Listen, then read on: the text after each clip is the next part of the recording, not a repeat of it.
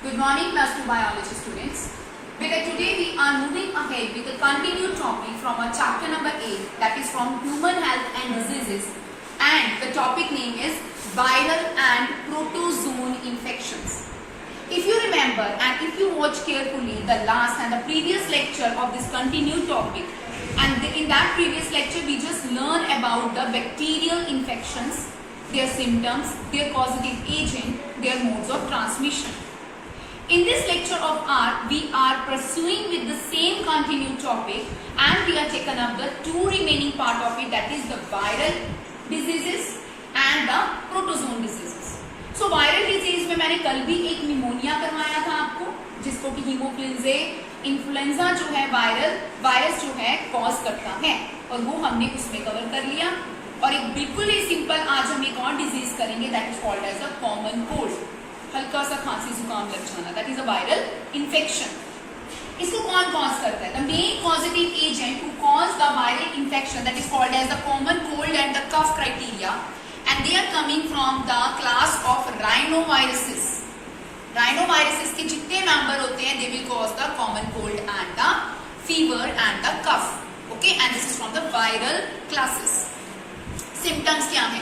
अब सबको पता है, नेजल डिस्चार्ज, नाक का बहना, सोर थ्रोट हो जाना, गला सूज जाना, होर्सनेस, आवाज भारी हो जानी, कफ खांसी हो जाना, हेडेक, सिर बड़ा दर्द होना, टायर्डनेस, पूरी बॉडी एक रहनी, थकावट रहनी, ओके। इन्फेक्शन या ट्रांसमिशन होती कैसे है? Common cold is a infectious disease. If a person is having the common cold, so he or she will be sitting into the class and decide by you if he or she sneeze or taking out the thing from them. अगर आप उसको छू लेते हो, air droplets को inhale करते हो, you will get the infection very easily. Okay बेटा, तो कंटामिनेशन से होती है और इन्फेक्शन जो है थ्रू एयर ड्रॉपलेट से होती है, सो इट्स इन्फेक्शियस डिजीज और बहुत ही कॉमन डिजीज है। नॉर्मली इसका स्टे टाइम कितना है? 3 to 7 days। एक बार अगर आपको कॉमन कोल्ड कफ हो जाता है, 3 से लेके 7 दिन उसको ठीक होने में लगते हैं, ओके जी। अब आइए नेक्स्ट डिजीजेस, जिसमें प्रोटोजोन डिजीजेस आ जाती हैं। मैंने इसमें सिमराइज की हैं 4 डिजीजेस आपके पास। फर्स्ट डिजीज है अमेबाइसिस। मैंने कल भी आपको बैक्टीरिया में एक करवा दिया था, जिसको डायसेंट्री कहा जाता था, जो कि बैक्टीरिया की इन्फेक्शन है। और मैंने ये बताया था कि सिंपल लूज मोशन, हल्का सा पेट दर्द या सिंपल लूज मोशन हो तो वो डायसेंट्री है, लेकिन अगर क्रॉनिक पेन इंटेस्टाइन में होनी शुरू हो जाए तो वो प्रोटोजोन डिजीज है, and that disease is called as amoebiasis.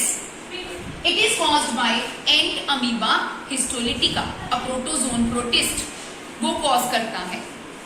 Symptom क्या है? Bleeding ulcer. इतना हो जाता है कि अंदर इंटेस्टाइन में या पेट में अल्सर हो जाते हैं और वो ब्लीड करते हैं, खून आता है, ठीक है। डायसेंट्री, लूज मोशन स्वीयर हो जाती हैं। पेन इन द एब्डोमेन में पेन होना शुरू हो जाता है, बहुत ज्यादा क्रैम्स आती हैं। फीवर, बहुत ज्यादा फीवर हो जाता है। एंड नॉइजिया मतलब कई बार तो चक्कर खा के भी लोग जो है गिर जाते हैं। ट्रांसमिशन क्या है बेटा?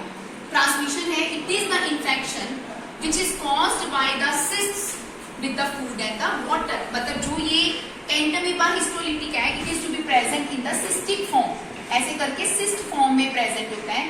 जब फूड या वाटर इन्फेक्टेड होता है इनसे और उनको हम खा लेते हैं तो हमें ये डिजीज हो जाती है, ओके जी। तो इसी वजह से कहते हैं ना, टेक प्रिकॉशंस, बाहर का कम खाइए, मौसम अगर खराब हो तो घर का ही पका खाना चाहिए, ज्यादा बॉइल्ड चीजें लीजिए, तो इन्हीं की वजह से। देन अगला आ जाता है ascariasis. Causative agent of causing ascariasis is Ascaris lumbricoides, that is it's a causative agent। Round warm है बच्चे ये, आपने +1 क्लास में किया हुआ है, निमेटोडा ग्रुप का राउंड वॉर्म कैटेगरी का ये मेंबर है। सिम्टम्स, अनीमिया कॉज कर देता है। अनीमिया क्या है? दैट इज ऑक्सीजन डेफिशिएंसी की वजह से ब्लड की डेफिशिएंसी हो जाना हमारी बॉडी में। एब्डोमिनल पेन, पेट में बहुत ही ज्यादा पेन होना। Blockage of intestinal passage, intestine जो है हमारे, जो इंटेस्टाइन है जो सारा डाइजेशन का काम कर रही है, एब्जॉर्प्शन का काम कर रही है, उसमें ब्लॉकेज आ जाना। इवन ब्लीडिंग, ठीक है। ट्रांसमिशन कैसे होती है? It is through contaminated food, air, soil, water. जब इनहेल कर लेते हैं हम एस्कैरिज, हमारी बॉडी में एंटर कर जाते हैं इनके through, it will cause the diseases and the symptom. Okay बच्चे. नेक्स्ट, फिलैरिसिस. इसे एलिफेंटेसिस भी बोला जाता है. पॉजिटिव एजेंट है फिलैरिसिस के वुचेरिया बैनक्रॉफ्टी. ये एजेंट है जो फिलैरिसिस एलिफेंटोसिस कॉज करता है.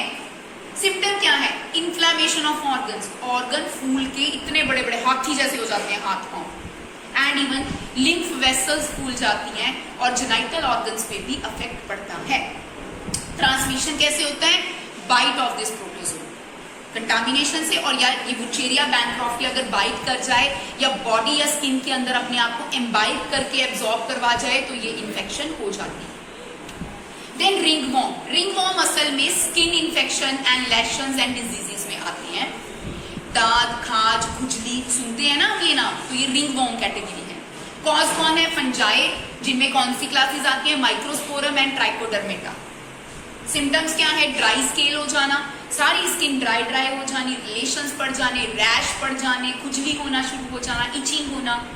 ट्रांसमिशन कैसे है? It is again through soil and contaminated food and waters. So this is all about your viral and the protozoan disease. एक डिजीज आपकी रह गई है, that is called as the malaria. में हम आने वाले लेक्चर में कंप्लीट करेंगे. So you just take the screenshot of this very board. If you have find any kind of the doubt and query, you just put it to the comment section of it. Thank you so much.